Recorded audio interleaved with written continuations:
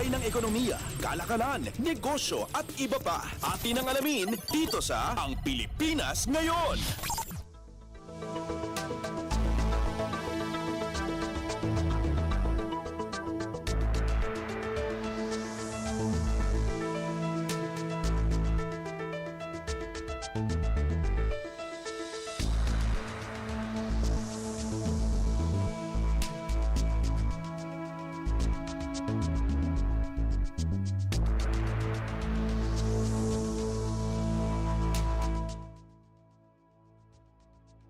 Magandang araw, narito na ang mga naungunang balita sa larangan ng pagnenegosyo at kalakalan. Muling binigyang diin ng Department of Trade and Industry o DTI ang pangako nitong pag-akapay sa electric vehicle o EV manufacturing sa bansa. Ginawa ni DTI Undersecretary at Board of Investments Managing Head Severino Rodolfo ang commitment bilang tugon sa demand na dulot ng Public Utility Vehicle Modernization Program o PUVMP ng pamahalaan. Ayon kay Rodolfo, ang pag-asiste sa local EV industry ay isa lamang sa manufacturing solutions ng gobyerno upang matugunan ang mga kasalukuyang hamon sa PUV modernization. Sa pamamagitan din niya ng ganitong sistema na tinawag niyang unique opportunity ay natitiyak ang karagdagang trabaho para sa mga Pilipino bukod pa sa pinalakas na ecosystem ng electric vehicles sa bansa. Matatandaang pinaarangkada ngayon ng pamahalaan ang pagmomodernisa ng mga pampublikong sasakyan sa layong matiyak ang kaligtasan ng mga mananakay maging ang pagbawas sa carbon footprints na ibinubuga ng mga lumang modelong sasakyan.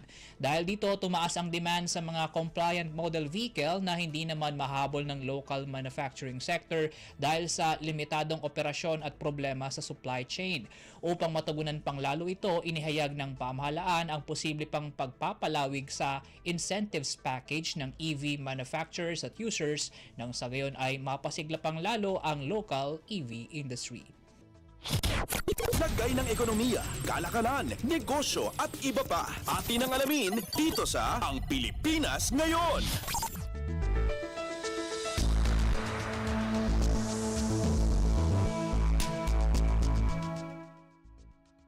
Sa iba pang balita, sa kabila ng magandang progreso sa promosyon ng digital payments, aminado ang Bangko Sentral ng Pilipinas o BSP na marami pang kailangang punang-puwang para makamit ang kanilang digitalization goals sa bansa.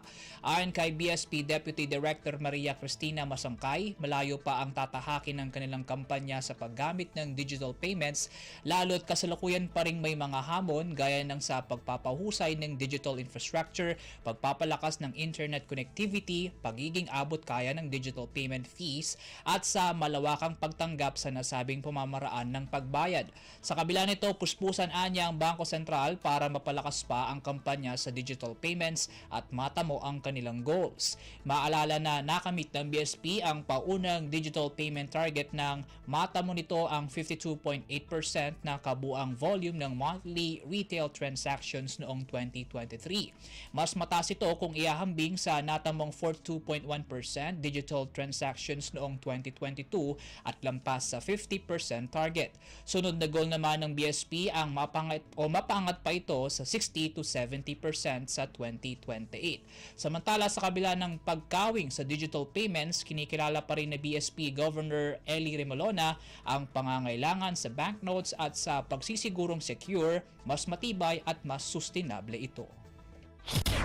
Lagay ng ekonomiya, kalakalan, negosyo at iba pa. Atin ang alamin dito sa Ang Pilipinas Ngayon.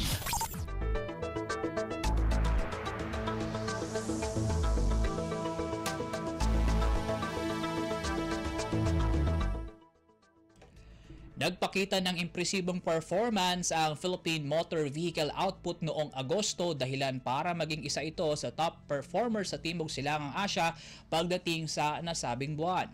Ayon sa ulat na inilabas ng ASEAN Automotive Federation o AAF, tumaas ng 34.7% ang production output ng Pilipinas noong Agosto, pangalawa lamang sa Myanmar na tumala ng 48.7% growth. Naungusan din ng Pilipinas ang Malaysia na may production growth lamang na 8.9% at na-outperform ang 11.3% decline ng buong rehiyon sa nasabing buwan. May malalaking ambag sa pagbaba ng produksyon sa buong ASEAN region ang Vietnam na may 7.4% declined output, 14.6% sa Indonesia at 20.6% sa Thailand. Sa unang 8 buwan naman ng 2024, nag-expand sa 17.3% ang Philippine motor vehicle production, pumapangalawa pa rin sa Myanmar na may 180% growth, ngunit nakauungos sa Malaysia na mayroon lamang na 7.8% na paglago. Samantala, pagdating naman sa motorcycle at scooter production na itala ng Pilipinas, ang pinakamataas nitong paglago ngayong taon buhat sa natamo nitong 101.3% production growth noong Agosto. Naungusan din ito ang tatlo pang kapitbahay sa ASEAN mula sa naitalang 6.9% production output increases ng Indonesia, 3.3% sa Malaysia habang 15.8% na pagbaba naman sa produksyon sa Thailand. Lagay ng ekonomiya, kalakalan, negosyo at iba pa. Atin ang alamin dito sa Ang Pilipinas Ngayon.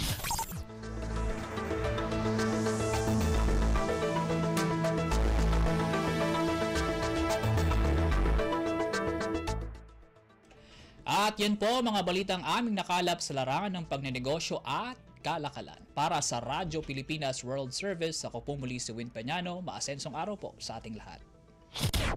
Lagay ng ekonomiya, kalakalan, negosyo at iba pa. Atin ang alamin dito sa Ang Pilipinas Ngayon.